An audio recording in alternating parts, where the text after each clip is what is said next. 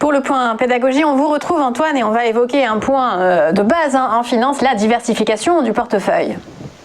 Oui, effectivement, c'est vrai que lorsqu'on construit un portefeuille, il est nécessaire et essentiel de le diversifier. Alors, qu'est-ce que c'est exactement la diversification? C'est-à-dire que c'est une stratégie de gestion de risque qui combine des investissements dans un portefeuille. Vous savez qu'on dit souvent, il ne faut jamais mettre tous ses œufs dans le même panier.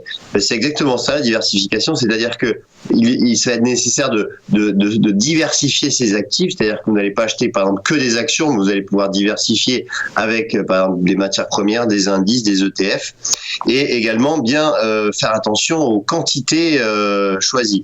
Alors lorsqu'on diversifie son portefeuille, il y a 5 choses à bien retenir. La première, c'est comment continuer à construire son portefeuille, c'est-à-dire qu'il est nécessaire de réaliser des arbitrages lorsqu'il y a des positions, lorsque vous avez atteint certains objectifs, il est nécessaire de couper certaines positions ou d'alléger certaines positions.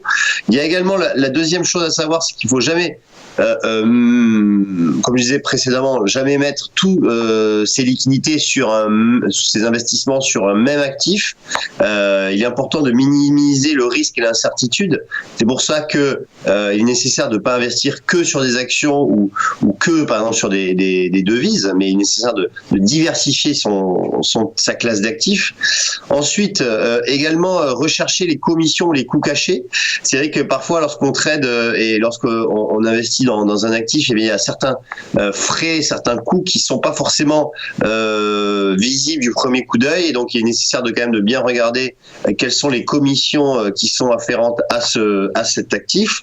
Ensuite, repérer quand sortir de la position, c'est-à-dire que, étant donné que le marché est en constante évolution, il est nécessaire de garder un œil sur ses positions et comme je le disais, repérer en fait, fixer à l'avance ces niveaux d'objectifs ou ces niveaux de stop loss lorsque la position va pas dans le bon sens, et donc pas continuer à perdre des montants qui sont excessifs. Donc fixer des stop loss, c'est très important.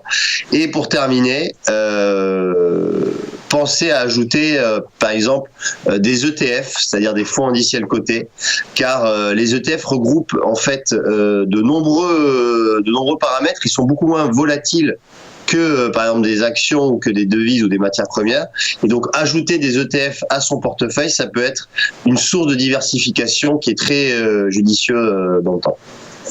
Eh bien, merci beaucoup Antoine. Merci également David de nous avoir éclairé sur ces manières d'investir et ces opportunités.